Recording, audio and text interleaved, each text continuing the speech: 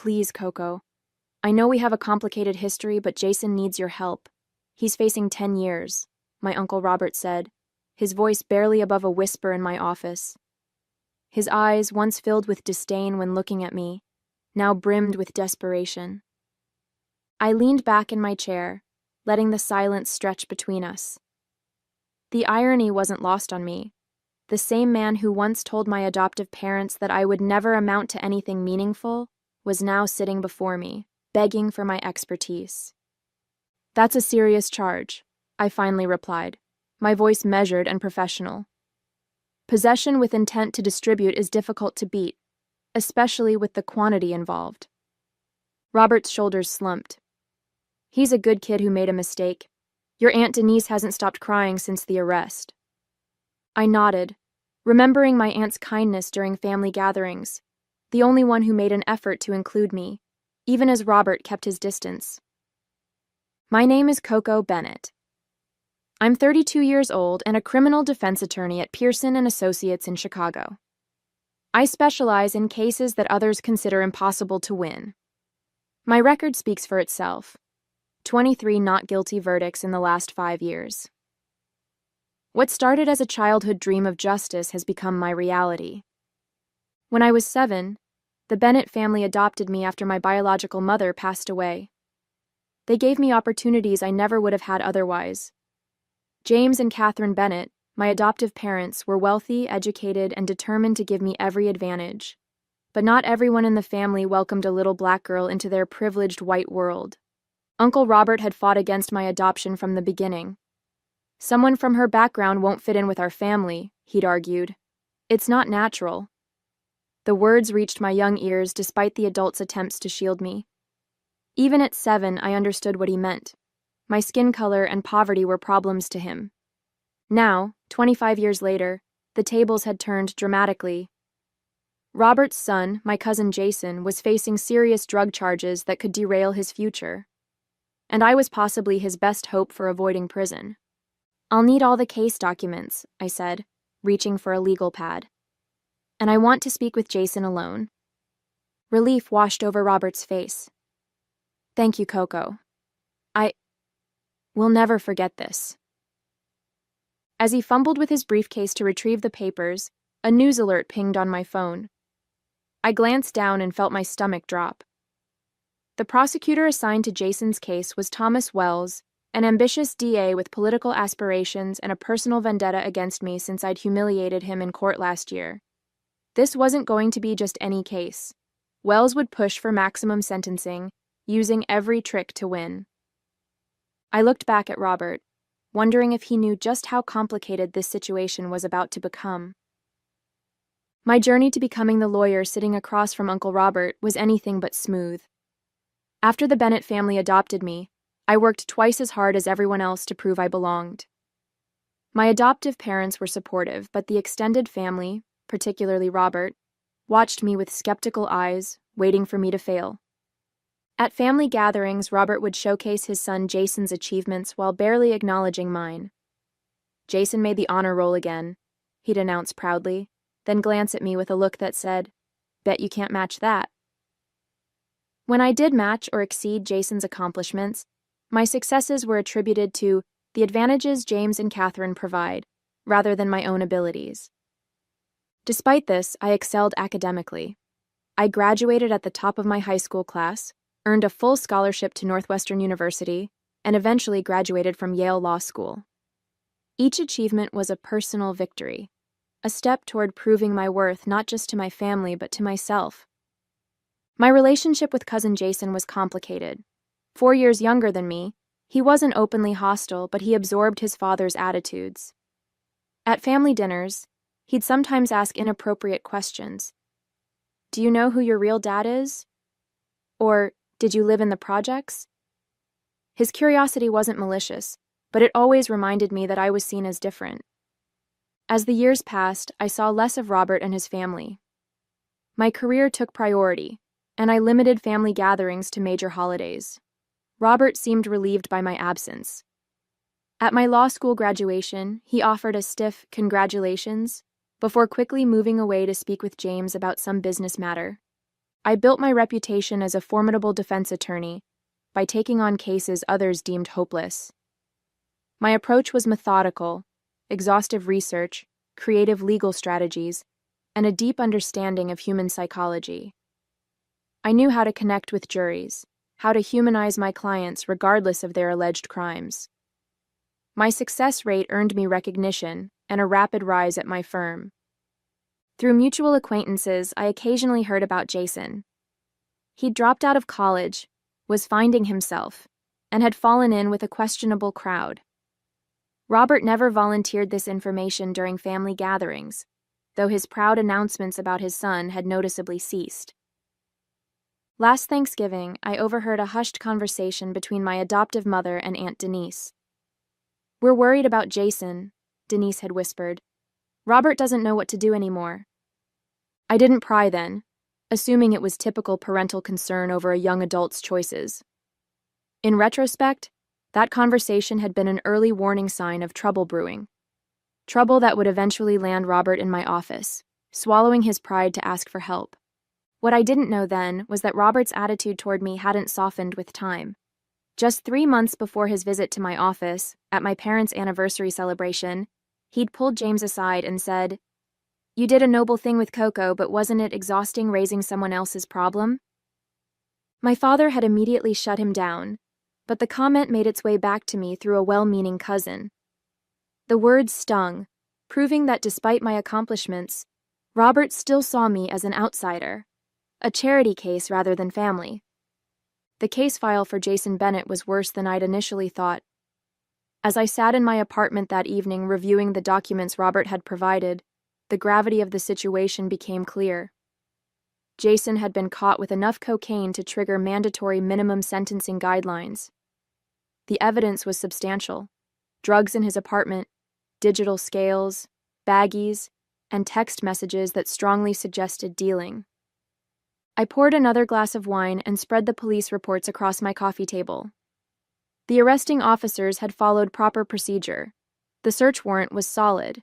No obvious technicalities to exploit. Thomas Wells would have an easy path to conviction unless I found something the police had missed. My phone rang, my adoptive mother calling for our weekly check-in. "How are you, sweetheart?" Catherine asked. "I'm fine, Mom. Just working late on a new case." "Robert told us about Jason's situation," she said carefully, "and that he asked for your help." I sighed. "I'm reviewing the file now. It doesn't look good." "Coco," her voice softened, "you don't owe Robert anything, not after how he's treated you." The comment caught me off guard. My parents rarely acknowledged the tension between Robert and me, preferring to maintain family harmony. "What do you mean?" A pause. "James and I hoped his attitude would change over time, but we've heard things over the years. The way he talks about you when you're not around." My throat tightened. "Like what?" "It doesn't matter now," she backpedaled. "Just know that if you choose not to help Jason, we'll understand completely." After we hung up, I sat in stunned silence. All these years, I'd thought my parents were oblivious to Robert's subtle digs and exclusionary behavior. Instead, they'd been aware but had chosen not to confront it. Had they been protecting me? Or themselves from family conflict? The next morning, I met with Jason at the county jail. He looked smaller than I remembered, his confident demeanor replaced by fear. "Cousin Coco," he said, attempting a smile, "Dad said you'd help me." "I'm considering it," I replied neutrally. "But first, I need the truth. All of it." Jason's story unfolded haltingly. He'd started selling to support his own habit, which had begun during his second year of college. The arrest wasn't bad luck. It was the inevitable conclusion of choices made over years. "Does your father know about your addiction?" I asked. Jason laughed bitterly. "Dad doesn't believe in addiction. He thinks it's a weakness of character." That sounded like Robert. As our conversation continued, something shifted in me. Despite our history, Jason was family. And unlike his father, he'd never deliberately hurt me. As I was leaving, Jason called after me. "Why would you help me?" Dad's been terrible to you. I turned back. I'm not doing it for him. Driving to the courthouse to review the evidence firsthand, I called my investigator, Devin, and asked him to dig deeper into the case. I need anything that might help create reasonable doubt. While waiting for the evidence clerk, I ran into Thomas Wells in the hallway. "Counselor Bennett," he said with a smirk. "Heard you're representing your cousin. Family loyalty is touching, but this is an open and shut case. We'll see about that."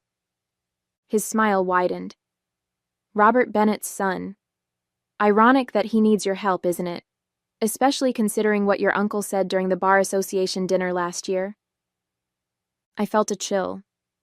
"What are you talking about?" "Oh," Wells feigned surprise. "You didn't hear? He was quite vocal about how affirmative action helped certain attorneys advance beyond their qualifications. The context made it clear who he was referring to." Blood rushed to my face as Wells walked away, satisfied he'd landed a blow. I stood frozen, processing this new information. Robert hadn't just dismissed me privately, he'd publicly undermined my professional accomplishments, suggesting I hadn't earned my success. The evidence clerk called my name, but I barely heard her. I'd been considering helping Jason despite Robert's past behavior, but this was different. This struck at the core of my identity as a lawyer, the one thing I'd built entirely on my own. The next morning, I walked into my office to find Robert waiting. He'd brought coffee and pastries, an obvious attempt to curry favor. "I thought we could discuss strategy," he said, gesturing to the food. "I've been researching similar cases online." I sat down at my desk without touching the offerings. "Before we start, I need to ask you something. At the Bar Association dinner last year, did you suggest I've benefited from affirmative action?" His face flushed. "That's not exactly—" "It's a yes or no question, Robert." He shifted uncomfortably. "It might have come up in conversation. Legal circles can be competitive, and sometimes discussions get heated. So you publicly undermined my professional reputation while privately hoping I'd represent your son?" My voice remained calm, despite the anger building inside me. "You're twisting my words," he protested. "I was simply stating that diversity initiatives give certain people advantages in hiring. People like me." "I didn't say that specifically. Look, Coco, this isn't about us, it's about Jason. He needs your expertise." I studied him, the man who had tried to prevent my adoption, who had consistently made me feel like an outsider, and who now wanted to brush aside his actions for his son's benefit. Part of me wanted to tell him to find another attorney, to let him experience the consequences of his behavior. But that would punish Jason more than Robert. "I'll continue representing Jason," I finally said. "But let's be clear, I'm doing this for him and Aunt Denise, not for you. And our professional relationship will remain exactly that, professional." Robert's relief was obvious, though he bristled at my conditions. "Fine. What's your plan?" I outlined my preliminary strategy, explaining that Devin was investigating the arresting officers for potential procedural violations. Additionally, I need to understand if Jason's addiction could support a defense strategy. Has he ever sought treatment? Robert's expression hardened. "There's no addiction. Jason made poor choices, but he's not an addict. I won't have that narrative in court." "The evidence suggests otherwise," I countered, "and a documented history of addiction could potentially help his case." "Absolutely not," Robert insisted. "The Bennett name still means something in this city. I won't have it tarnished with addiction stories. We'll fight this on technical grounds." His reaction confirmed what Jason had told me. Robert was more concerned with appearances than his son's well-being. I realized that any defense strategy would have to navigate not just the legal challenges, but Robert's pride as well. Later that day, Devin called with his findings. The lead detective on Jason's case has a history of procedural shortcuts. Nothing that got cases thrown out, but enough to establish a pattern. This was the first piece of good news. "Send me everything you found. I want to depose him immediately." As I prepared for the deposition, Wells offered a plea deal. 5 years instead of 10. It was a standard offer, nothing that indicated concern about their case. I discussed it with Jason, who was willing to consider it, but Robert rejected it outright when I called him. "My son is not going to prison for 5 years," he declared. "You need to get this dismissed entirely." "That's not realistic given the evidence," I explained. "The plea might be our best option." "Then find a better option," he snapped. "Isn't that why we came to you? Your job is to keep him out of prison." I ended the call, frustration building. Robert was setting impossible expectations while limiting my strategic options. He wanted a miracle but wouldn't allow me to use all the tools at my disposal. The deposition of Detective Harmon revealed small inconsistencies in the search procedure, but nothing substantial enough to challenge the warrant. Wells watched with a satisfied expression as my line of questioning failed to uncover any major procedural violations. "Ready to reconsider that plea offer?" he asked afterward. "We're just getting started," I replied with more confidence than I felt. Back at my office, I found Robert waiting again, demanding updates. When I explained the limited progress, his demeanor shifted from anxious to accusatory. "I thought you were supposed to be exceptional," he said. "Maybe I should have gone with a more experienced attorney." The comment stung, but I kept my expression neutral. "You're welcome to seek other counsel if you're dissatisfied." He backtracked immediately. No, I just want to make sure we're exploring every avenue." As he left, I felt the weight of both professional and personal pressure mounting. I was fighting against strong evidence, an ambitious prosecutor, and my own uncle's impossible expectations and restrictions. For the first time, I questioned whether I could win this case, or if I even wanted to. 3 weeks into case preparation, Devin delivered information that changed everything. His deep background check on the prosecution's primary witness, the confidential informant who had allegedly purchased drugs from Jason multiple times, revealed a history of providing false testimony in exchange for reduced sentences in his own cases. "This could be our break," I told Jason during our next meeting. "If we can prove the informant lacks credibility, it undermines the entire foundation of the case against you." Jason seemed relieved but worried. "Will this mean discussing my problem in court?" "Eventually, yes. We'll need to address your addiction to contextualize your actions." His face fell. "Dad will never agree to that."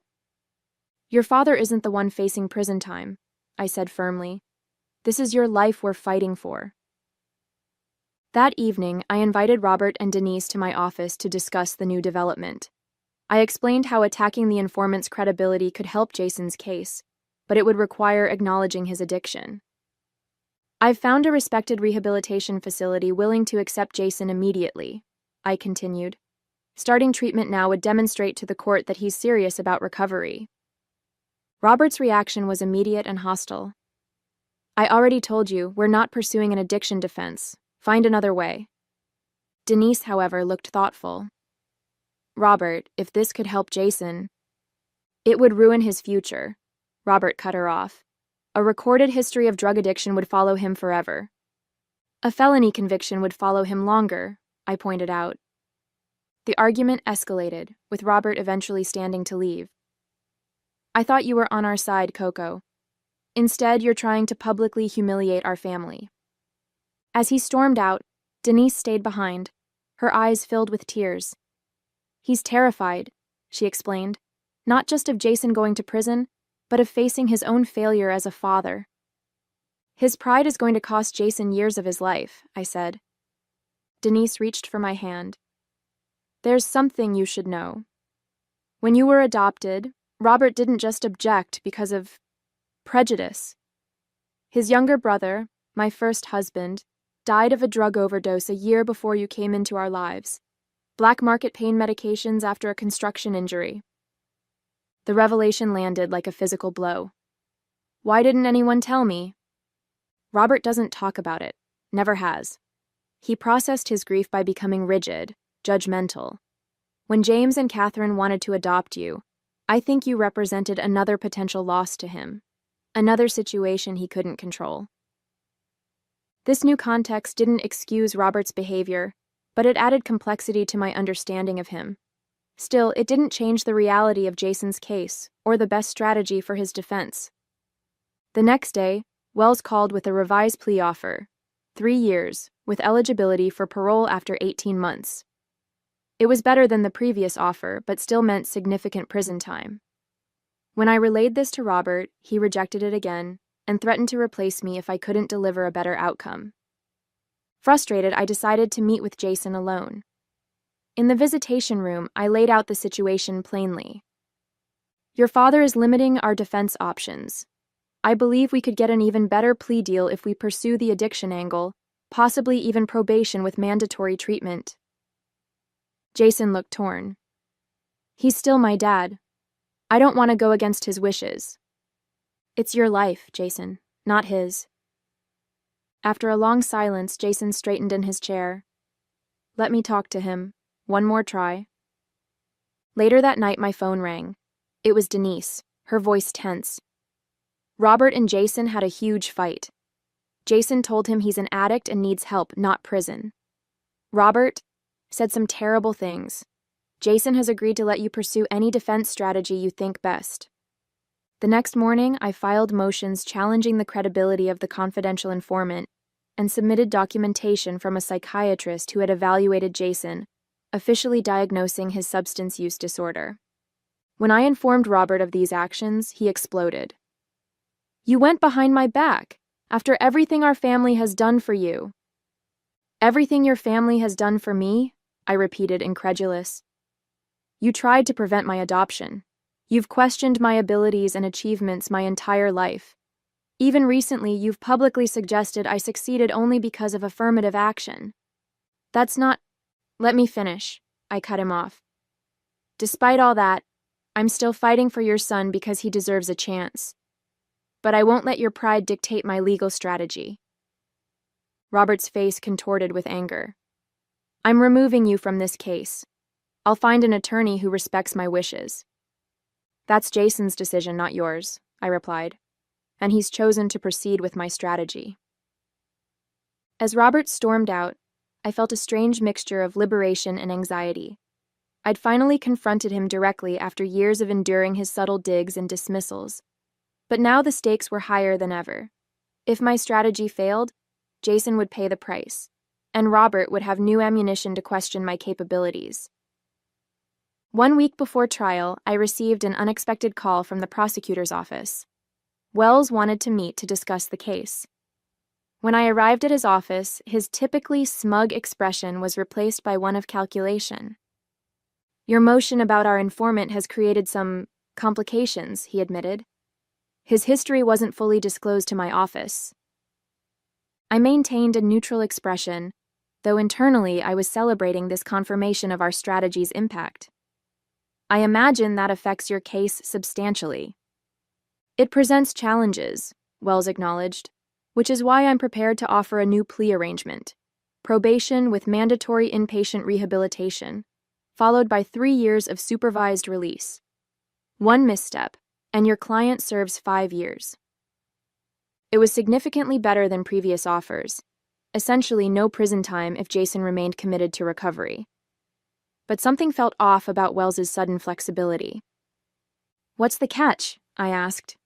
Wells smiled thinly. No catch, but the offer expires in 48 hours. After he left, Devin called with troubling news.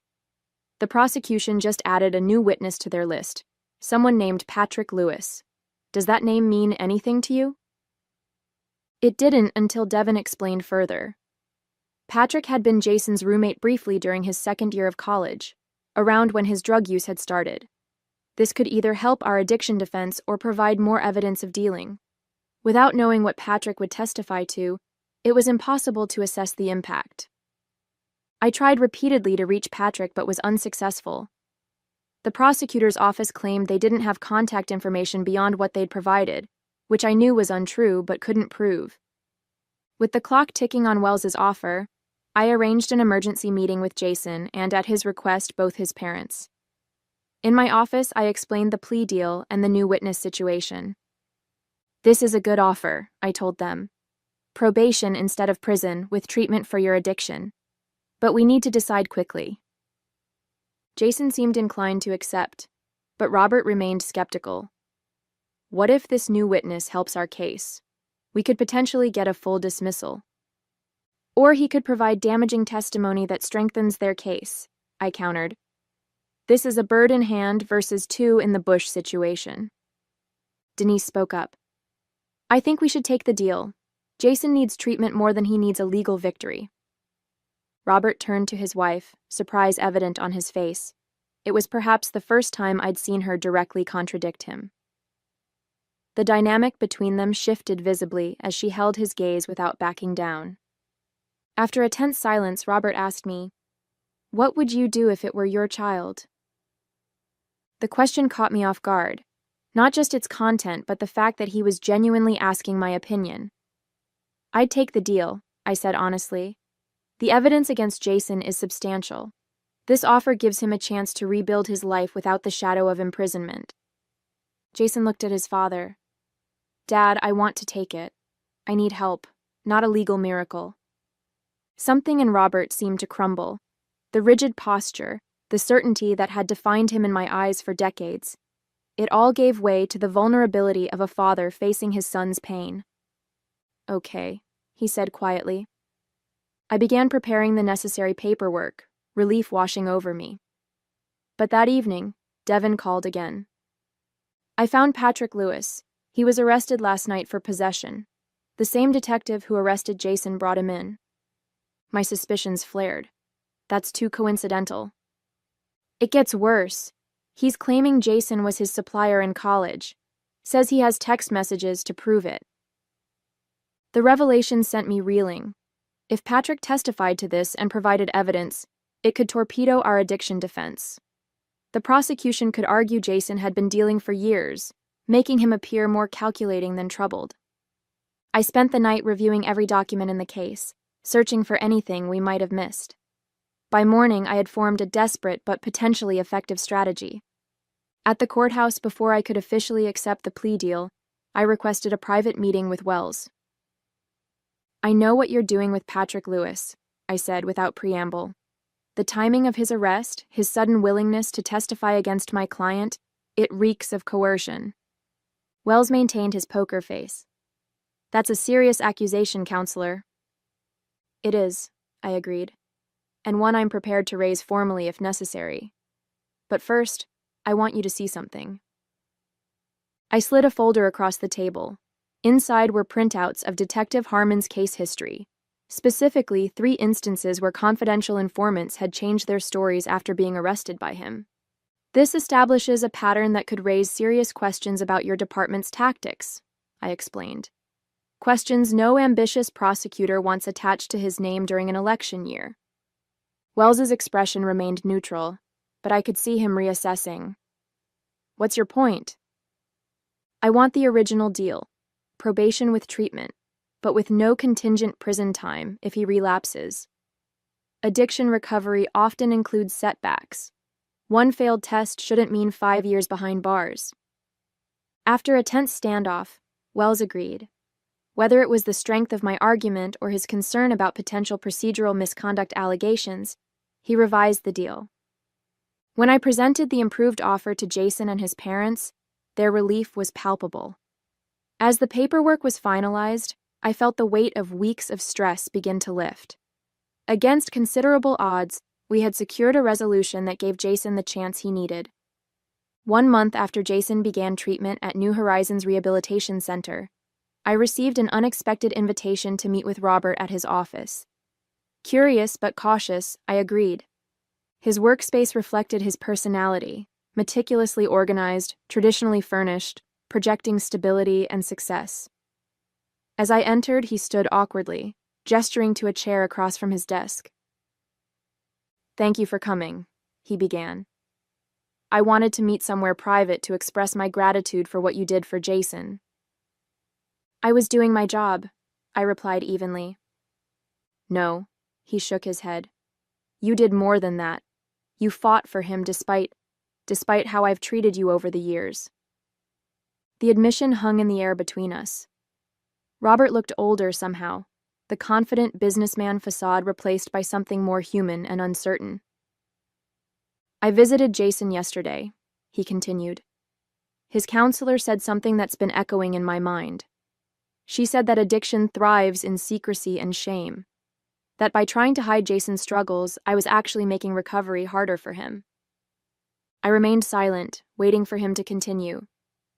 It made me think about other things I've kept hidden behind pride and silence, like my brother's death, and my behavior toward you. Robert's voice wavered slightly. I've spent 25 years being wrong about you, Coco. From the moment James and Catherine brought you home, I was wrong. He opened his desk drawer and removed a framed photograph I'd never seen, a younger Robert with his arm around another man who shared his features. This is Patrick, my brother.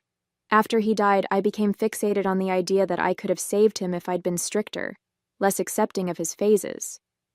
When you came into our family, I projected all those fears onto you. That explains some things, I acknowledged, but it doesn't excuse treating a child as if they're predestined to fail because of their background. You're right, he agreed, surprising me. There is no excuse. Only a flawed man who couldn't separate his fears from reality, who couldn't see that a brilliant young girl deserved every opportunity, regardless of where she came from. The courtroom had prepared me for many scenarios, but not for the sight of my uncle's eyes filling with tears. I was there when you graduated law school, he continued. Sitting in the back. I heard them announce your honors, watched you walk across that stage. And do you know what I felt? Fear. Because your success challenged everything I'd convinced myself was true. He placed a wrapped box on the desk between us. This doesn't make up for anything, but I hope it might represent a new beginning. Inside was a beautifully crafted nameplate for my desk, Coco Bennett Esquire. Simple, elegant, an acknowledgement of my professional identity. I'm proud to share a family name with you, Robert said quietly, if you'll still claim us as family. The transformation in Robert wasn't immediate or perfect, but it was profound. Over the following months, as Jason progressed through his recovery program, Robert began his own healing journey. He attended family therapy sessions, confronting decades of unprocessed grief and rigid thinking patterns. Our family dynamics shifted. At holiday gatherings, Robert no longer held court with practiced anecdotes and subtle hierarchies. Instead, he listened more than he spoke, his newfound humility creating space for authentic connection. 6 months after our office meeting, I was offered a partnership at my firm, the youngest attorney ever to achieve that status. The celebration dinner, organized by my parents, included Robert and Denise. When my father proposed a toast, Robert asked if he could add something.